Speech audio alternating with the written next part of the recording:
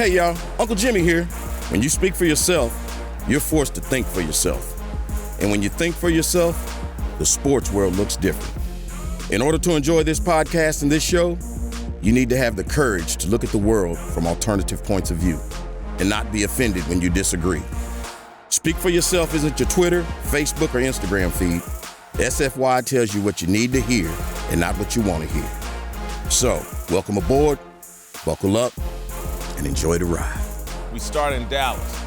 All right, don't bother trying to make sense of what we saw this Sunday in the NFL.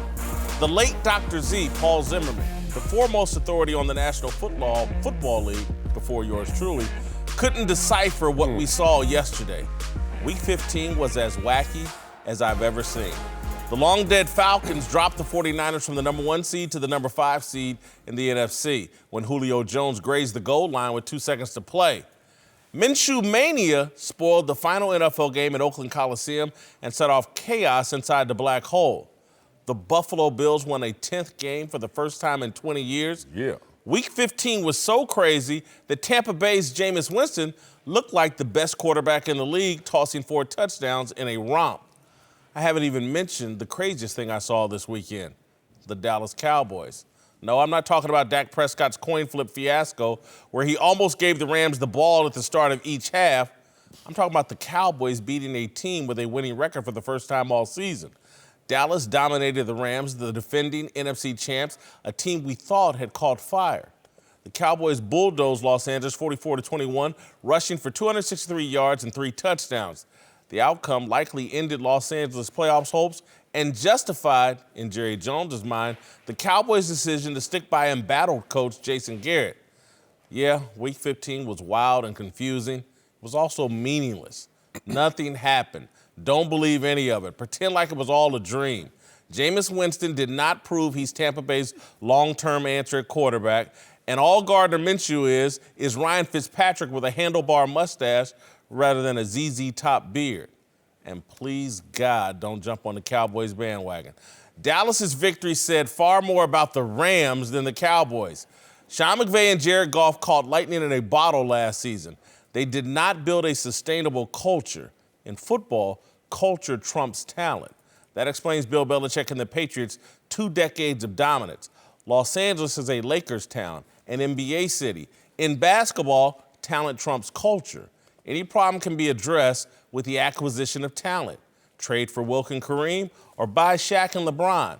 That's how things are done in LA. The Rams bought in. It worked a year ago. Their collection of stars created a Super Bowl team until the very moment they ran into Belichick's Patriots. This year, Jalen Ramsey hasn't helped one bit. The money spent locking up Goff has been a total waste, same as the money spent on Todd Gurley. Dallas won because the Rams are no good, particularly at quarterback. Dallas is no good because Jerry Jones runs the Cowboys like a Los Angeles team. He invests in talent more than culture, and his quarterback isn't that good. All right, joining the desk now are Fox Sports NFL analyst LeVar Arrington and Hall of Fame tight end, and one of the NFL's top 100 of all time. My dog. Tony Gonzalez. Cream of the crop. That's even better than Hall of Fame. All right, we'll start with you, Marcellus. Hey, brother. Did the Cowboys prove anything with the win yesterday? They actually did. I think this is a wild card team. And I'm not talking about just the fact that they're going to play in the wild card round, but just there's a stranger danger to them, like a fear of the unknown when you play against the Cowboys. We've all been there before, the psychology of playing a team that is inconsistent. You may look at that same team and say, they're not that good or they're underachievers, and that's going to be disadvantage to you and your team. You don't know what to think of the Cowboys, except when the Cowboys use their formula, which is the running game to get their offense going, and then the defense shows up, as it did yesterday in that first half. If that team shows up with the talent that they have, you're right, Jason, it's not about their culture. It's about how talent trumps all. And in a 4-game season, when we're talking about wild card, divisional, championship, Super Bowl, I wouldn't bet against them in a conference where the 49ers are beatable. So who are you scared of? This is a wild card team that you don't know what they're going to present. Talent does not trump culture, and I do believe that's how it was said, is that talent in football doesn't trump culture. First of all, yes, they did prove something by their win. They proved that they can play at the level that people maybe expected them to be playing at long before now. But when you're wildly inconsistent, and they've been very, very inconsistent, you look at the issues, hearing all of the sound bites coming from the owner/GM. You hear the is there going to be a Jason Garrett or not? There's so many issues that have been discussed for so long. You got to know that those things still exist. And is this a team that you're just going to say, based off of one good showing against a pretty good team, not an elite team this year, a pretty good team, that now all of the woes that have plagued them during the course of this season are now gone? I don't see them even making the playoffs, to be honest. Really? We're going Next week. Well, I think they did prove something. And more importantly, I would think that they proved something to themselves. And like you said, this team is wildly inconsistent. They were pretty good at the beginning of the season. Everybody was jumping on the bandwagon, including me, saying, wow, talented roster. They're going to go far this year. And that's the thing that disappoints me, but also can excite me. Remember, this is what goes on in December is what you remember as a team. And if you can get hot now, you can ride that into the playoffs. Yes. Can they continue what they did yesterday? They dominated the line of scrimmage on offense and the defensive line of scrimmage. And they held Todd Gurley to 1 yard for 6 carries at halftime, 11 yards total throughout the game. Ezekiel was running his butt off, but that offensive line was blocking one of the best men to ever play the defensive tackle position, Aaron Donald, yesterday. They were getting after him. And I think it's a reflection of Jason Garrett. And I think the Rams are the same thing, like that wildly inconsistent team this year. Why can you play so well yesterday and not play well last week? That's what Bill Belichick. So I love your point. Bill Belichick teams don't do that. They bring it every single week. That's what good coaches do. They get their guys to play hard every week. Can Jason Garrett get them to have that same effort and that same sense of urgency that they had yesterday that wasn't there? It was like they were quitting the last couple of weeks, not playing as hard as they could, but they did yesterday. If they do that every week, Jason, I'm telling you, to every Cowboy fan out there, get excited because they have talent. They could win. They could go on a run here. So why wouldn't I just conclude, like, I've seen teams run on the Rams this year, and I've seen the Rams offensive line have problems this year. Yeah. And I saw a Rams team that reverted back to what has been the norm all season. They're a disappointment. The Cowboys a bit more desperate in a must-win situation. Both teams had to win, but I just think the Cowboys, when am I going to see them run for 263 yards again? That's not a formula that they're going to duplicate again based off what we've seen this year. Well, we saw a fully motivated Seattle Seahawks team not even score a touchdown against this Rams team. So that Rams team then comes in with that momentum, and they're fully motivated because they're fighting for their season, and they run against a team that was fully motivating the Cowboys. But more importantly, in the short term, short scope, is as talented as any team out there. That's why in the long scope, let's talk culture all day. Well, except the quarterback. And overpaid. Let's talk long scope culture. Let's talk 4-game season. If you want to count the next 2 6-game season, that talent, you have to all of a sudden start to respect it fully if they can show up upstairs. I don't think they're going to beat Philly. And when you look at... I disagree with you there. And that's fine. Philly's they are limping. They are limping. I don't think they're going to beat Philly. Okay. And then now we're having the conversation after the game next week about how Dallas went back to what you just said about the Rams, reverting back to the old ways. You're stopping Ezekiel Elliott away from impacting the game. You are a couple completed passes away from having a good showing against a Dallas defense.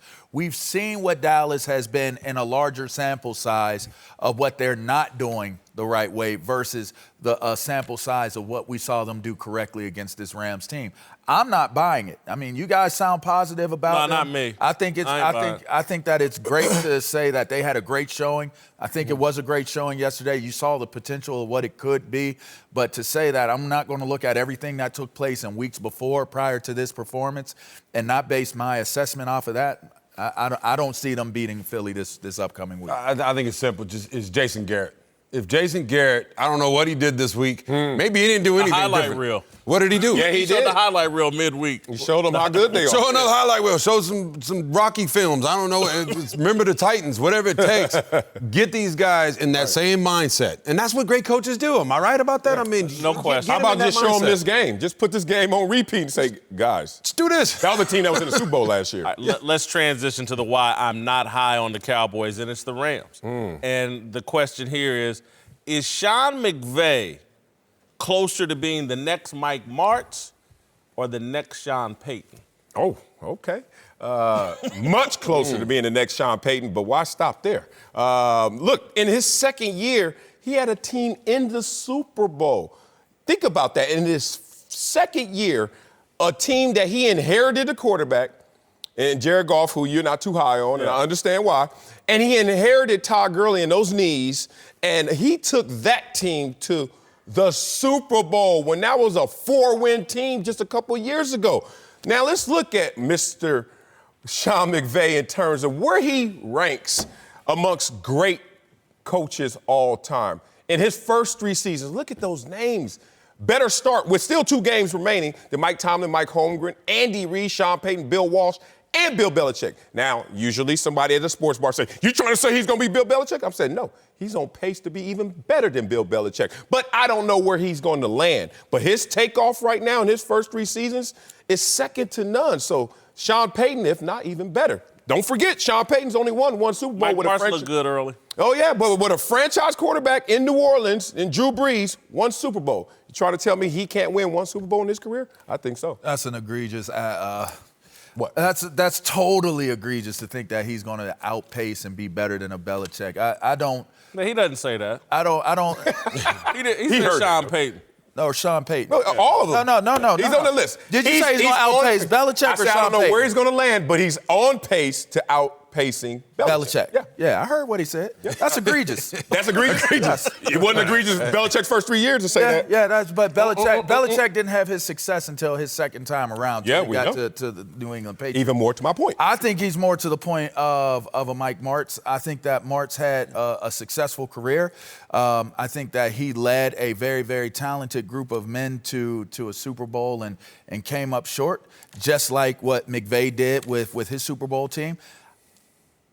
I think it was lightning in a bottle. Personally, I think it was lightning in a bottle.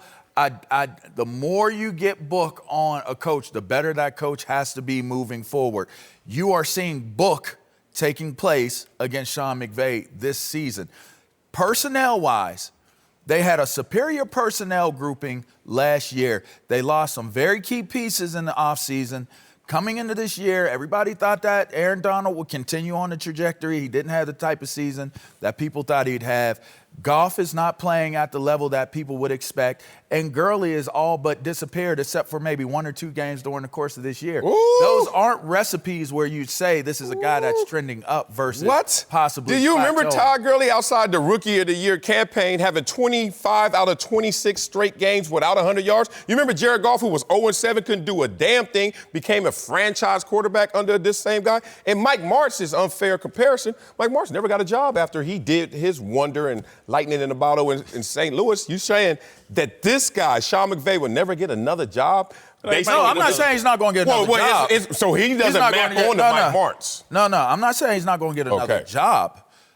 What I'm saying is he's closer to a Mike Martz in terms of where I see his coaching trajectory versus a Sean Payton. But, I think it comes down to personality. And look at it, Sean McVay. Sean McVay. When you watch him in meetings and he's doing his press conferences, from what I've heard, I've actually had a chance to hang out with him a couple of times.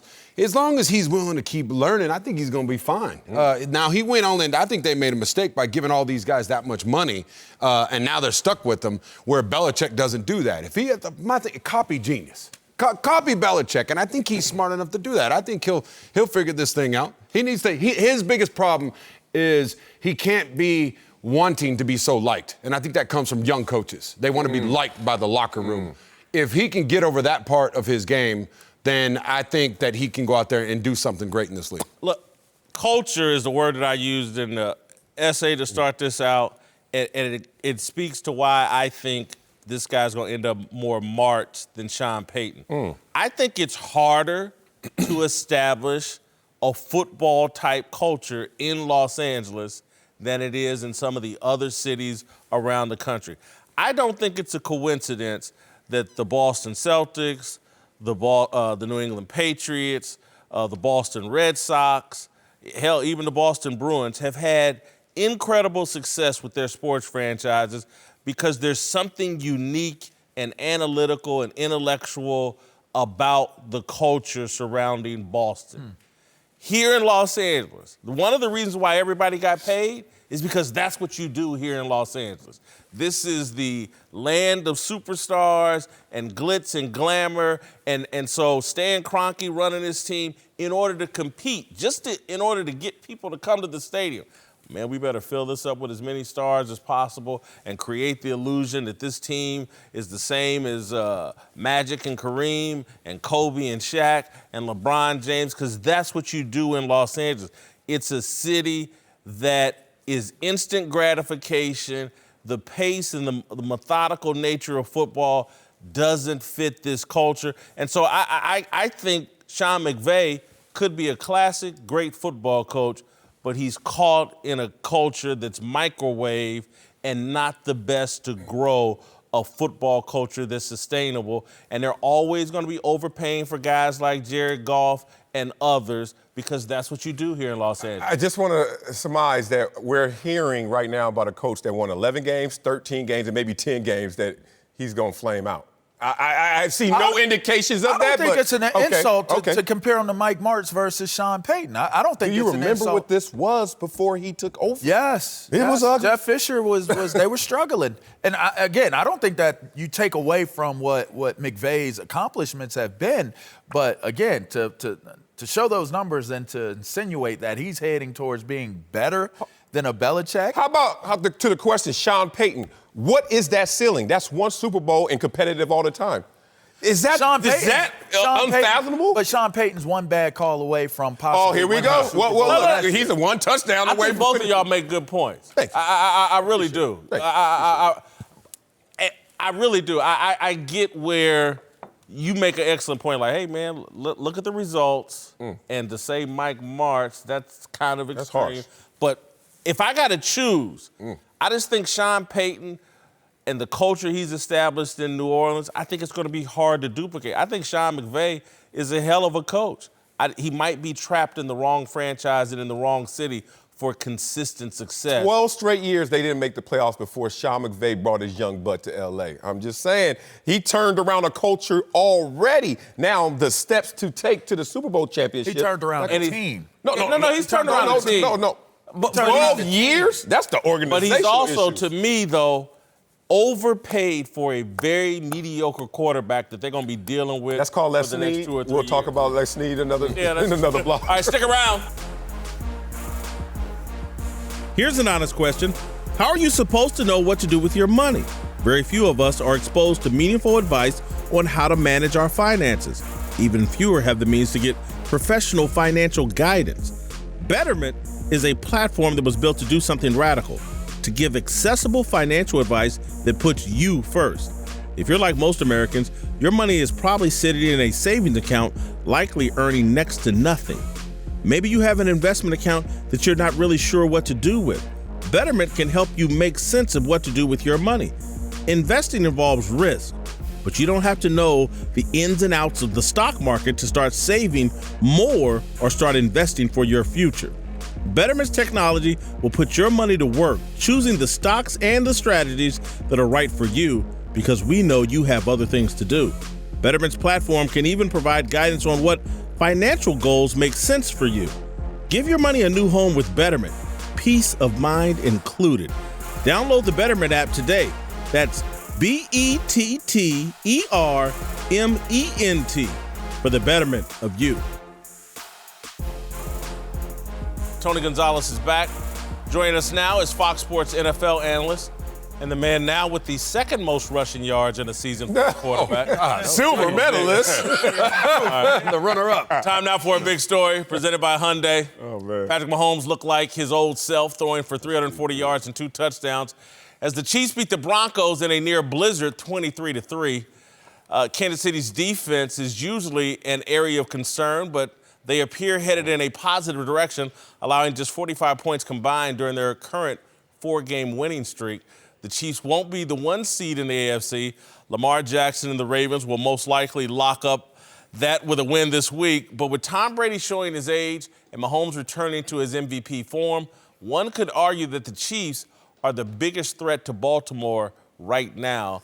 And that is the question, but it's bigger than just the AFC. In the entire NFL, are the Chiefs the biggest threat to the Ravens? Yeah, I would say so. I never left that wagon, just waiting for Mahomes to kind of round back into form, MVP level. We knew 2 of his last 3 games, that wasn't Patrick Mahomes, under 200 yards a couple of those games. But I'm glad you highlighted the defense, and that's the biggest difference. We talked about it early in the season.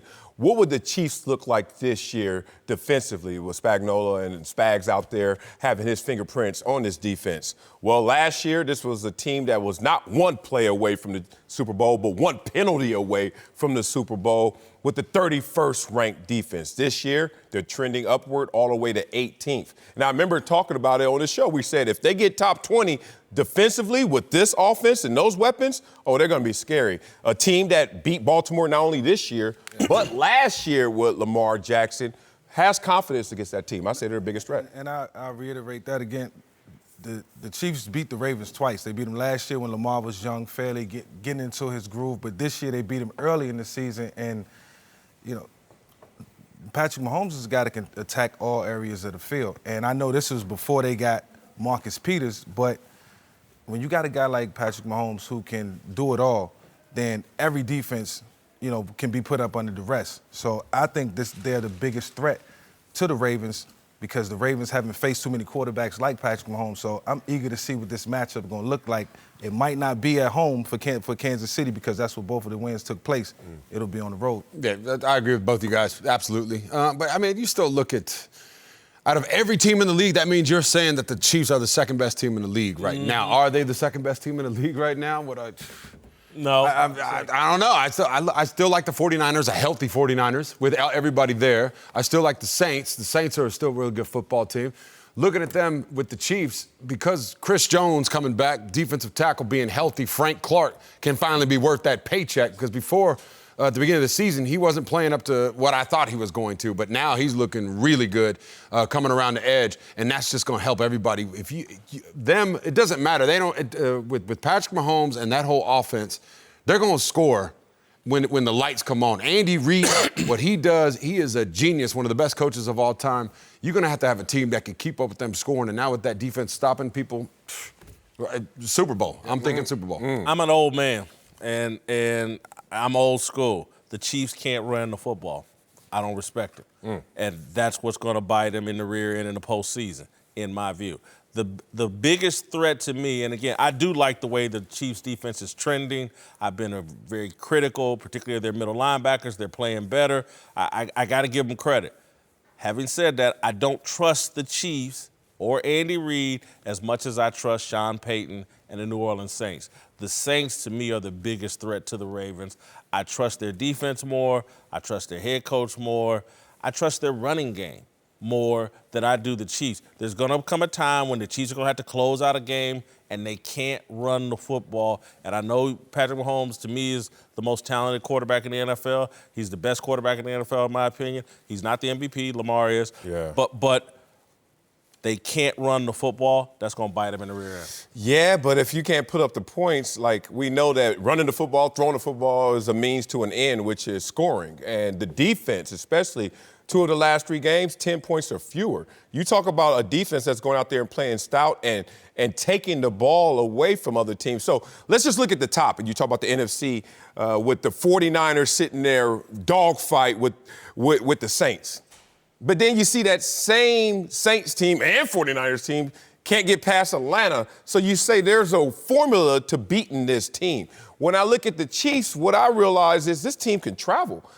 They've actually lost more games at home this year, crazy enough, Arrowhead, than they have on the road. So this is a team that can take this on the road with a quarterback who's rounded into form, in part because of the injury midseason. I just think it's all coming together right at the perfect time. What makes the Chiefs so dangerous, like Tony said, you got Andy Reid.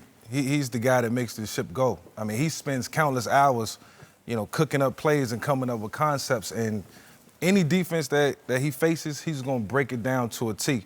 And that's what makes Patrick Mahomes' job so easy. That's why I think when you can score points, and like you said, they can't run the football, Andy will turn those screens and those short passes into runs, which will be equivalent to just moving the ball like you would be in the run game. But, Mike, you've been a franchise quarterback where wins and losses are on your back, but there's nothing like a 4-minute offense. There's nothing like you've done your job, and then let me turn around and hand the ball off and let somebody else and the offensive line bring this victory home.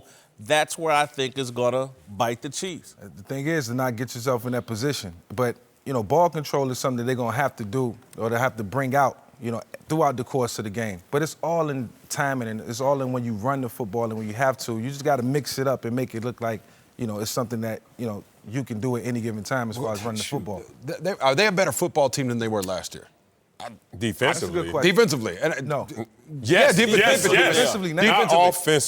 Offensively, I would say maybe they're maybe a little bit below. Maybe a little bit below, but they have all the same players. No, I'm going to disagree with you. Mm-hmm. The numbers won't say it. I do think this is a better offense. I think these guys are all so set in their roles and so comfortable that they can flip a switch. I watched this game yesterday, and it was like they were playing against high school kids. Everybody was Patrick Mahomes out here playing in the snow like it was perfect conditions. I've never seen that kind of accuracy. Yep. And to see Tyreek Hill, he was running just as fast, just as sure. It was amazing to me. And so the numbers may be down for them offensively, but in terms of the passing game, they are better than they were last year. The problem is the lack of a run. They miss Kareem Hunt. But what about David Williams? He's going to be back here pretty soon. He was just starting to get going. You got the old man McCoy who can still get it going. I don't know. But here's what it is. When it comes to playoff football, and you just look at the stats, it doesn't matter what you do during the regular season. In fact, the winning teams during the regular season hardly ever get to the Super Bowl. I don't have the numbers to back that up. No, you don't. But it's true. No, but it's true. Honestly, I've seen seeds have gone to like 12 of the last 20 Super Bowls. But it can also be unpredictable. I was talking to Michael Strahan, and when they went to the Super Bowl and won, they were 9-7. You see, wow, but that's an outlier proving the rule. I don't know if it's outliers. I would love to see the numbers. Give one of your stats. Since you got some stat people around here. I know for a fact 12 of 20 of the top seed. I just saw it yesterday watching football.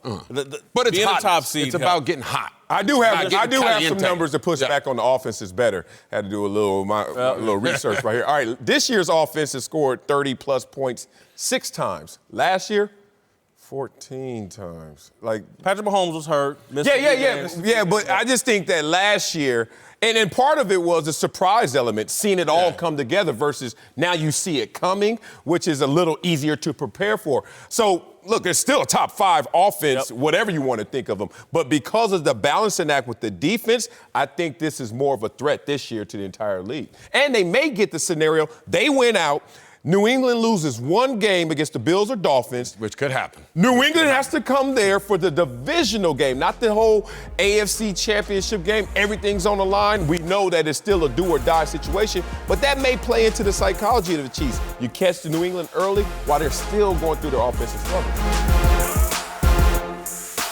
Whitlock and Wiley, Michael Vick and Tony Gonzalez are back.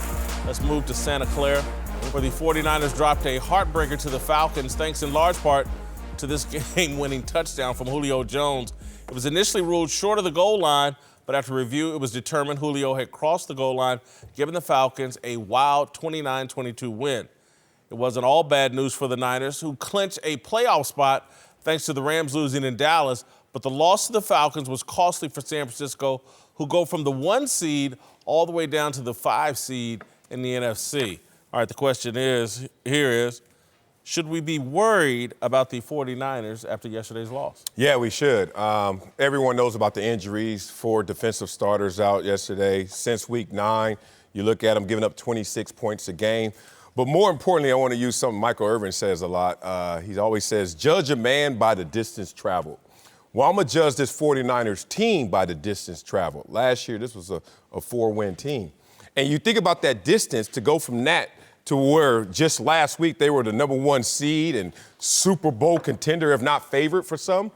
Maybe that's just too wide a distance. Maybe they're going to fall somewhere short of that, kind of like the LA Rams. Take a 4-win team and 2 years later in the Super Bowl, but that distance traveled, respecting what you said about culture earlier and knowing that they have the talent, but if the injuries get in the way and still as a collective you don't have that culture, that maturity that's necessary to finish the deal, not just get close, I think we should be worried about this team. I don't think you should be worried. I mean, when you look at the injuries, that has to be accounted for. I mean, you need your marquee guys on the field, and then your team is just going to be that much better. And then you look at the track record. I mean, I would think that Dan Quinn knows a little bit about Shanahan and his offense, about him spending some time together in Atlanta. So that could have made it difficult. But the 49ers team, to me, is a strong football team. You know, and sometimes, like we just talked about, that #1 seed is not good. So maybe all the pressure that stemmed from that, you know, is probably taking a toll on this team down the stretch.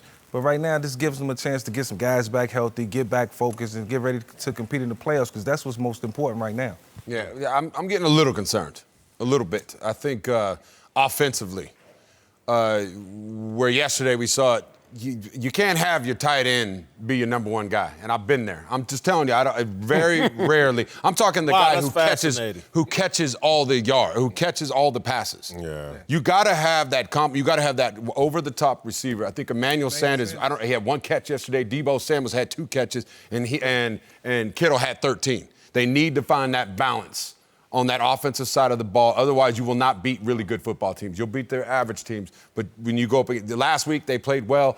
Emmanuel Sanders had 157 yards receiving. I just think they better get that tweaked and get more balance on that side of the ball, get back to running the ball like they have been. And defensively, like you said, you need Sherman out there. You need D Ford coming off the edge. You need those starters on the defense. I'm going to pump the brakes here and have you explain this tight end thing, because that's fascinating, because I just saw a story this weekend that the NFL is about to start paying tight ends more, that the value of tight ends is escalating around the NFL, partially because of George Kittle, partially because of the way Lamar Jackson uses his tight ends. Yeah. I'm talking to one of the greatest tight ends of all time, and you're telling me you can't have a tight end-driven passing game? Well, you can't. First of all, it's about time. They should have been paying these guys the most important position on the field besides quarterback.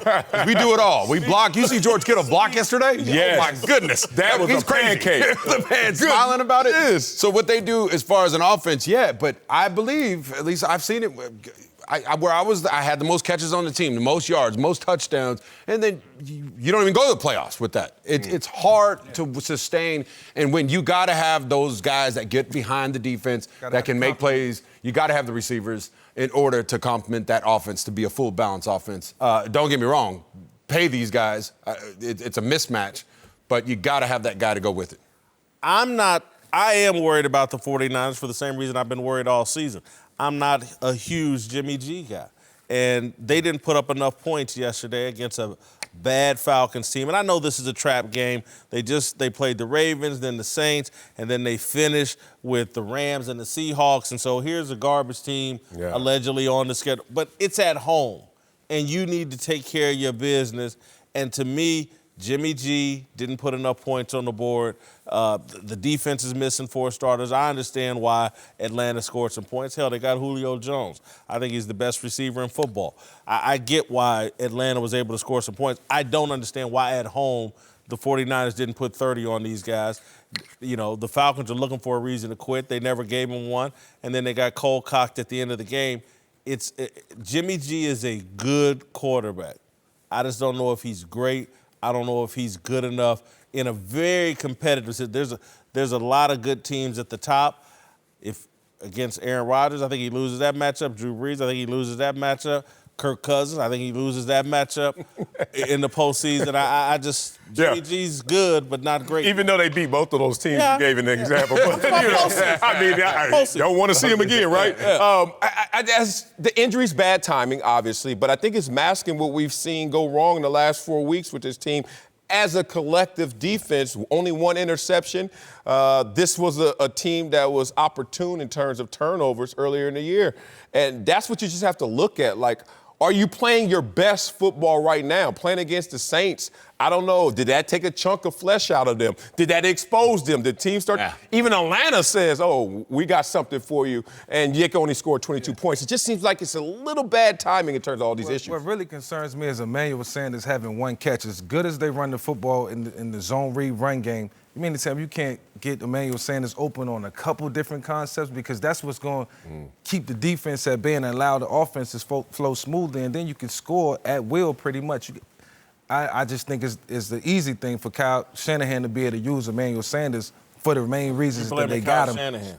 And I'm not blaming him. I'm just saying Emmanuel Sanders has to be one of the focal points in the offense. Tony alluded to George Kittle being the guy who had 13 catches yesterday. Yeah. No, Emmanuel Sanders has to be a bigger part of the offense. But here's why I raised the Kyle Shanahan question is because we've seen in Philadelphia the complaints that the quarterback has fallen in love with Zach Ertz.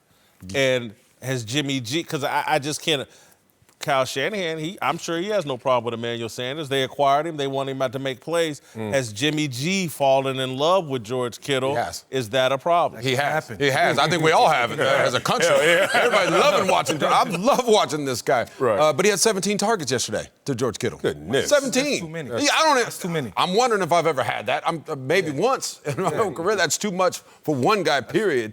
But let alone a tight end who's usually getting the ball underneath. He's not getting the ball over the top. And so it's tough. But I like your point. They have been battle-tested, though. That's the thing that's maybe the saving grace. Who's had a tougher schedule than the San Francisco 49ers? And let's play that schedule out. All right, the Rams, Seahawks, as you mentioned. If they lose those games, they could be limping into the playoffs, losing 4 of their last 5 ball games. Where's your confidence then? Where's your momentum at that time? So they have to finish strong despite being injured. Yeah. So how do you play that out mentally? You know you're in the playoffs, but then do you mash the gas because, well, we're injured. We need to protect ourselves for the playoffs. But then going in, losing 4 or 5 and 2 divisional games, which is going to be difficult as well, chunk of flesh, man. You're asking guys like Carson Wentz with no weapons to go out and win games. There's no exception for Jimmy G. He got to put the team on his back and will him to win. Let me ask you this before we go, Mike. Have you ever found yourself, you fallen in love with a particular receiver and go to him too much? Algie Crumpler. I mean, and just like we talked about, he was a guy that was probably one of my best receivers on the field. Tight end. He was my tight end.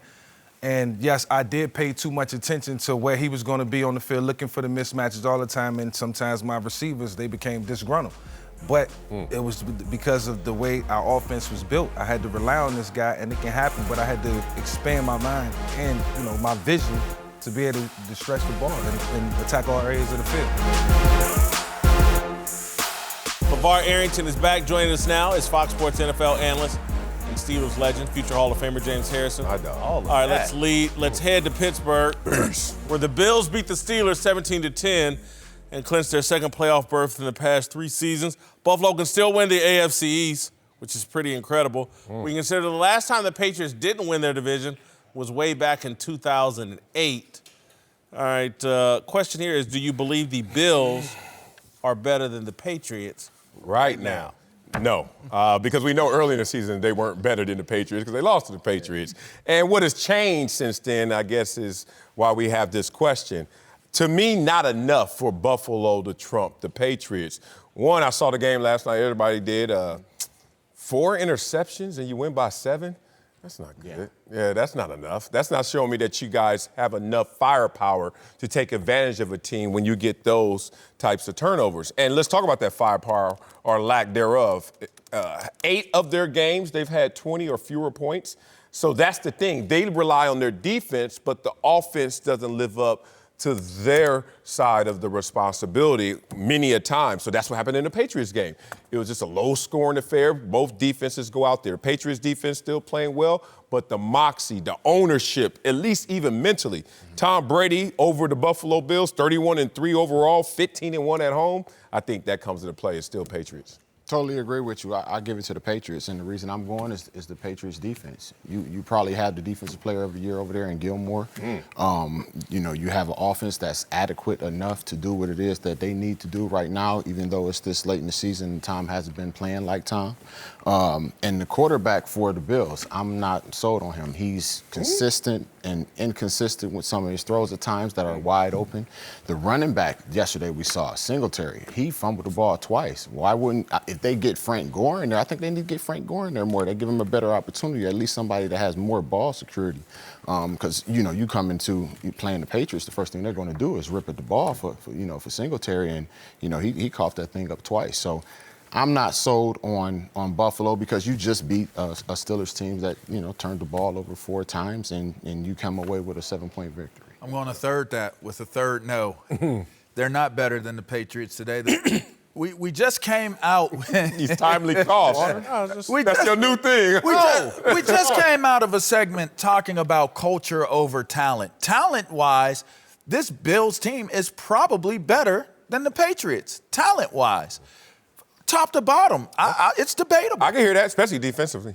But culturally speaking, the Bills are light years away from culturally being ready and being able to do what they need to do to go into Gillette Stadium and beat the Patriots. I think it's a very simple explanation. I disagree with all three of you. Yeah, I knew somebody I disagree with all three of you. The Bills' defense is for real. Yeah. This was my first, and again, it was Duck Hodges and the Steelers no Juju, all the weapons gone.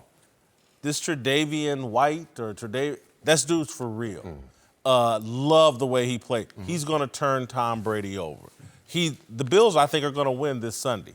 I think Saturday. I think they have 2 essential elements: a great defense that can choke out this Patriots offense, and they got a quarterback that can run the football. Bills don't win that game if the Steelers continue to run the ball instead of trying to put it into Hodges' hands and having him throwing at one of the better cornerbacks in the game is not really a good idea. They were running the ball at a good tote, but they were looking for chunks. They wanted chunks. Instead of 3-4 yards in a cloud of dust, it's nothing wrong with that. You do that twice, do that 3 times, they get you a first down. James, I want to politely say we're not talking about the Steelers right now. We're talking about. I understand what you're saying. And I get your point. That's why I don't believe they are better than the Patriots right now.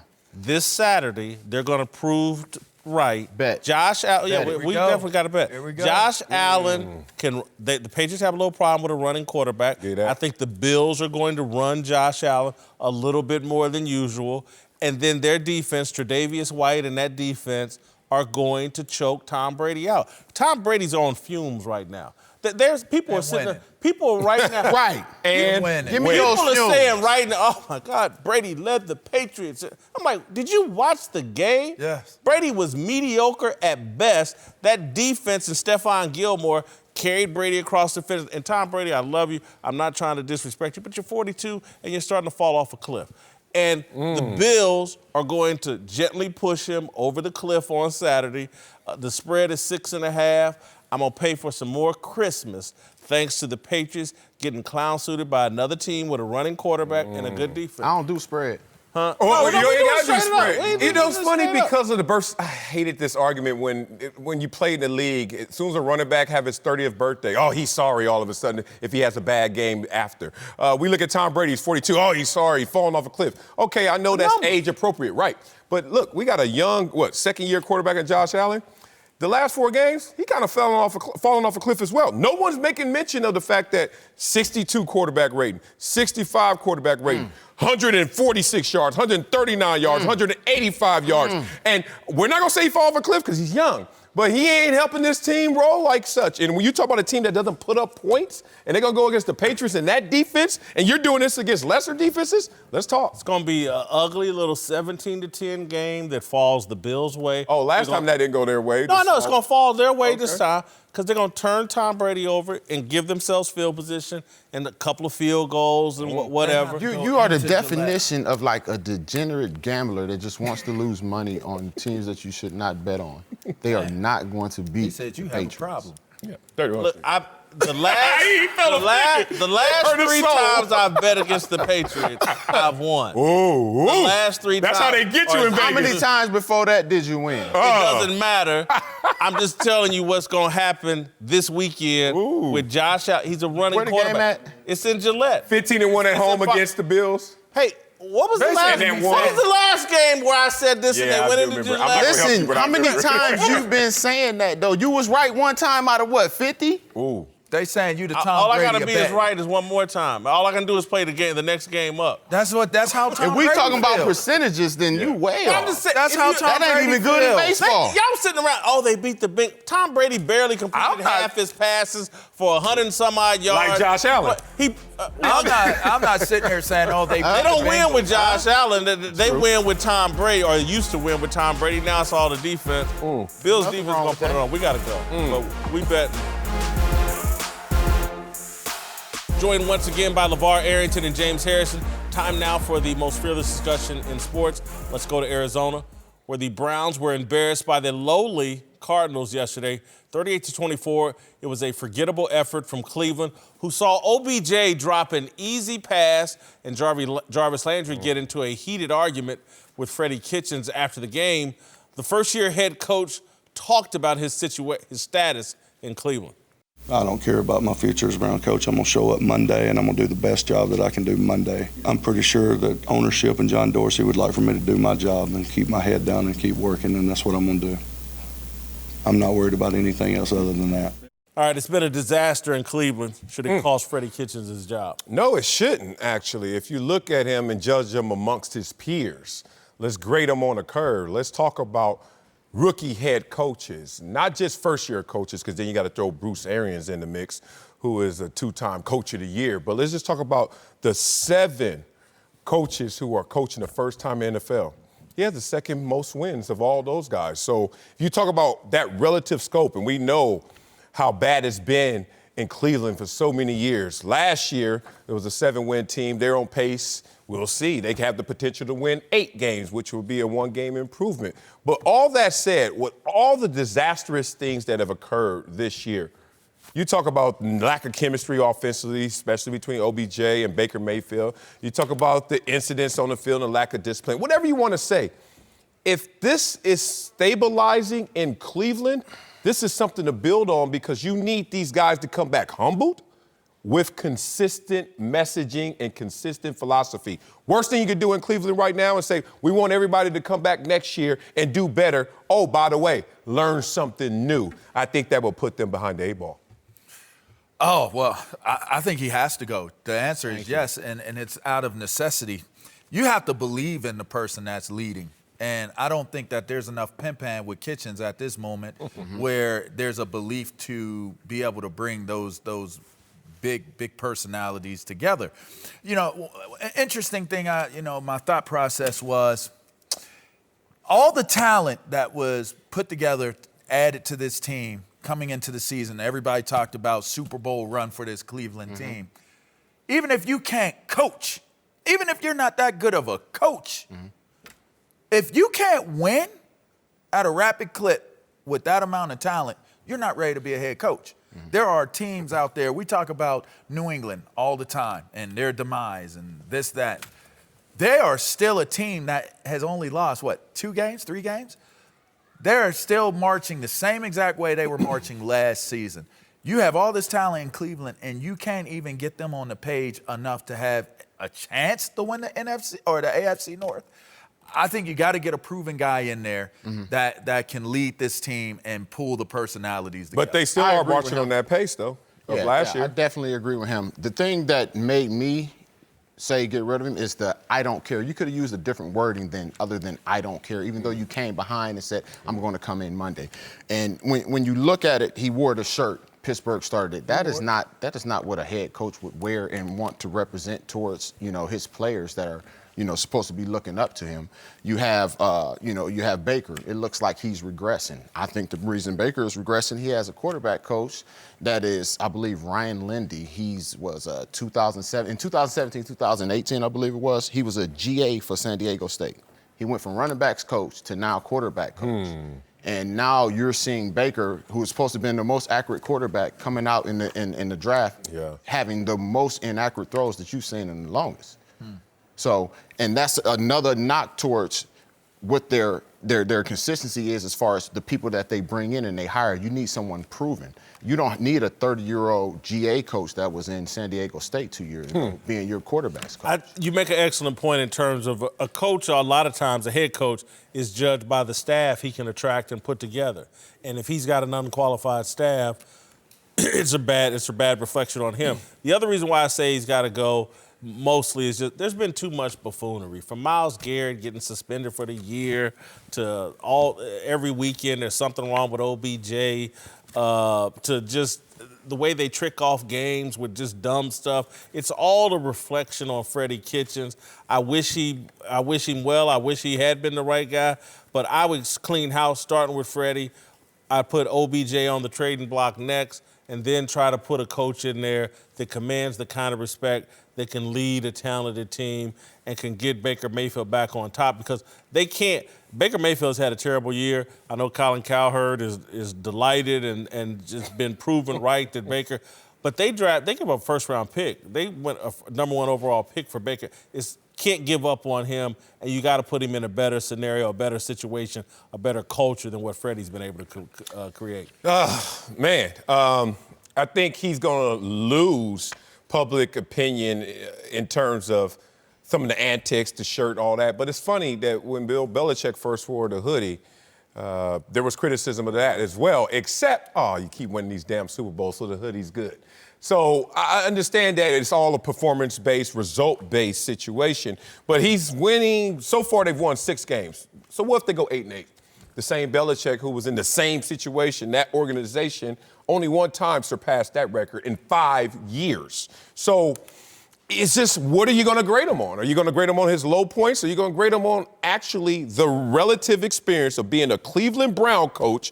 And most have failed. What did our boy Hugh Jackson do out there? 3-36-1? And that was a failed experience. Belichick, 4 of the 5 seasons, 7 or fewer games won. If you want to respect where he is and what he's trying to do, you might give him more credit than it sounds like we are. All right, Darnell, did anyone win this weekend's Super 6? No jackpot winners with live, but congrats to the 222 fans that walked away with some cash in their pockets. Oh, be sure to download the Fox Sports Super 6 app and play for free for your chance to win. Joined once again by LeVar Arrington and James Harrison. Let's talk Spygate 2.0. Jay Glazer dropped a bombshell on Fox NFL Sunday show, revealing he had the video of a Patriots staffer videotaping the Bengals sideline last weekend. The league says it is investigating, but in the meantime, here's what it sounded like when Bengals security confronted a Patriots videographer who said he was shooting a special about a Patriots advanced scout. Take a listen. And this is a piece you're filming on your advanced scout? Yeah. Yeah. Come on, guys. I don't see the advanced scout in this footage. No, it's not. We were trying to get some field perspective. It's my bad. That's not the field. Believe that. That's why you would think you could take that. I didn't know. I didn't know. I'm sorry. But I can delete this right here for you.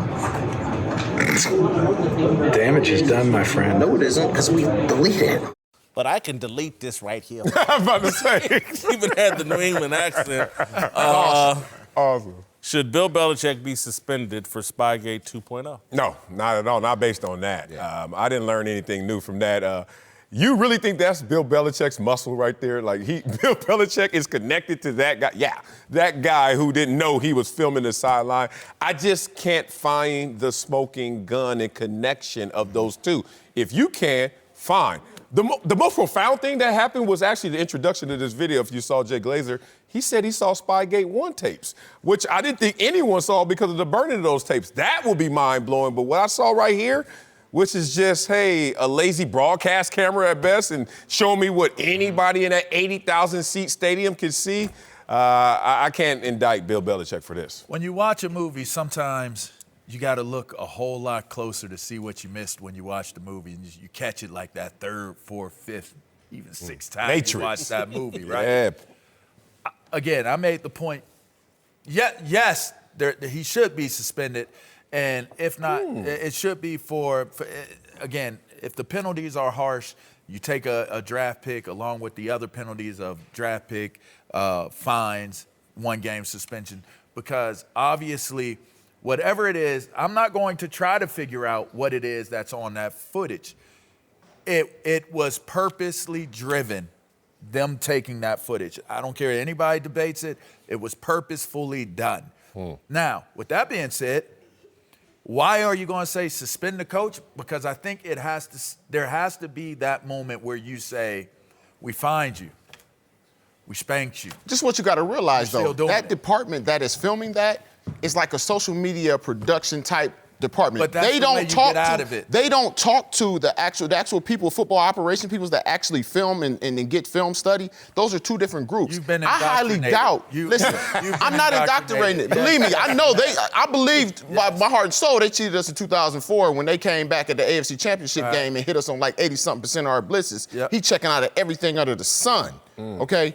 But with this right here, it's two different areas. You know what I'm saying? And when you have football operations that actually film like games and get you that those are two different departments. Yes. I highly doubt these people even knew they were breaking a rule until they was like, no, you can't do that. He's like, what? That's I how can't. he sounded. Right. Like, what? I can't do this. Okay, look, I'll delete it. I didn't know I couldn't do this. He's there to get film for what a documentary or whatever it is, doing your job that they were doing.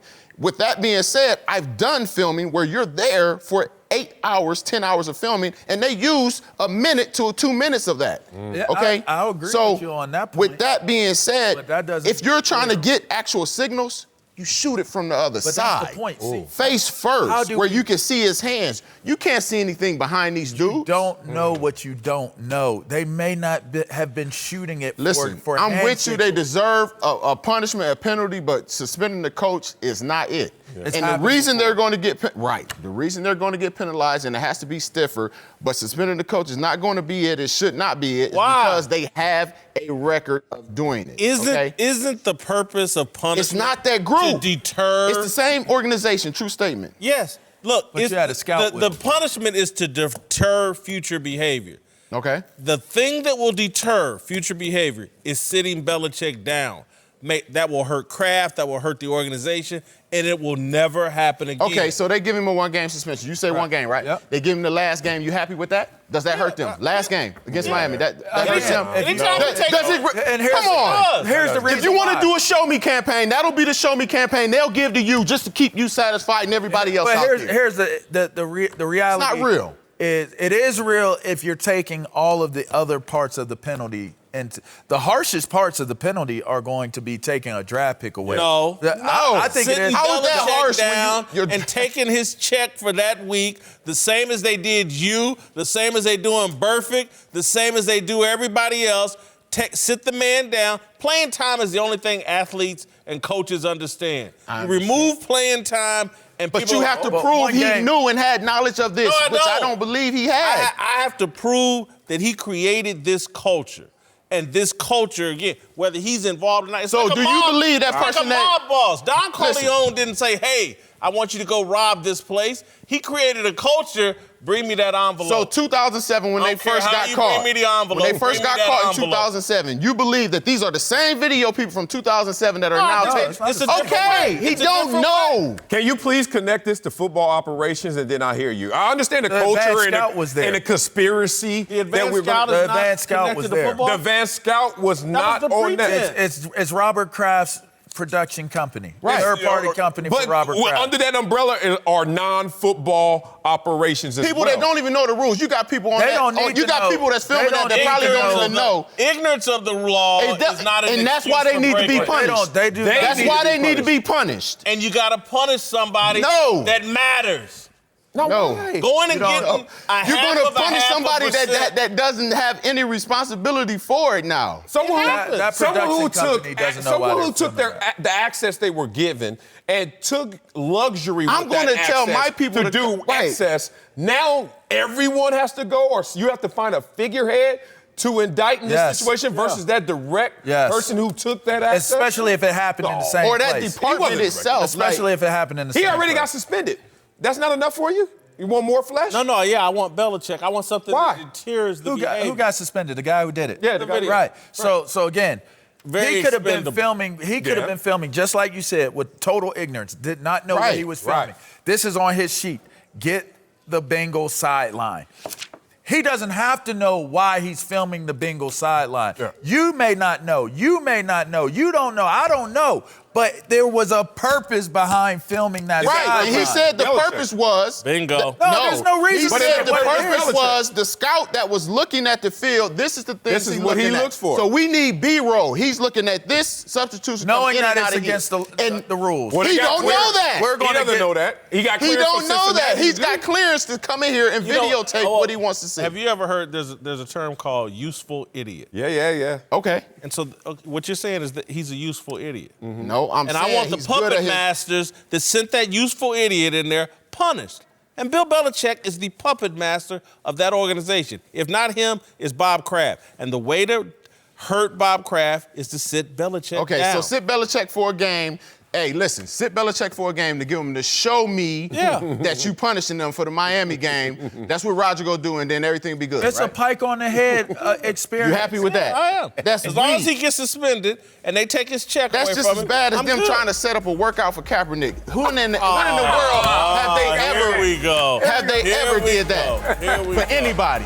You just compare Belichick to Kaepernick. Oh, here you go. Here we There you go. with Coming the up. comparing the two. Uncle Jimmy's here to help us talk about our approval rating for Dak Prescott. But first, who's your big dummy of the day? So sorry. Woo! Big dummy today go to the person that said that the Cleveland Browns is tricking off their whole season. How many seasons you done tricked off since relocating to Vegas, Whitlock? I'm not touching that. All right, let's talk some Dak Prescott. The Cowboys game got off to a bizarre start with Dak Prescott appearing to bungle the opening coin toss. Eventually, the league stepped in and said he clearly asked to defer, avoiding any issues. Marcellus, was the coin toss fiasco something or nothing? Oh, it's something. And I'm surprised it doesn't happen more often. You see all the Rams guys laughing because there's some anxiety and responsibility that comes with a coin toss. I remember being captain and you go out there and you're like, defer, kicking, receiving here. No, we're going to go that way and defend this way. And sometimes you can botch it. Sometimes you get a little crosswire. So I'm surprised it doesn't happen often. It's nothing. I'm not going to make fun of Dak. It was nothing. It can happen to anybody. It does happen. All right, Uncle Jimmy, what did you think about the coin toss fiasco and Dak Prescott?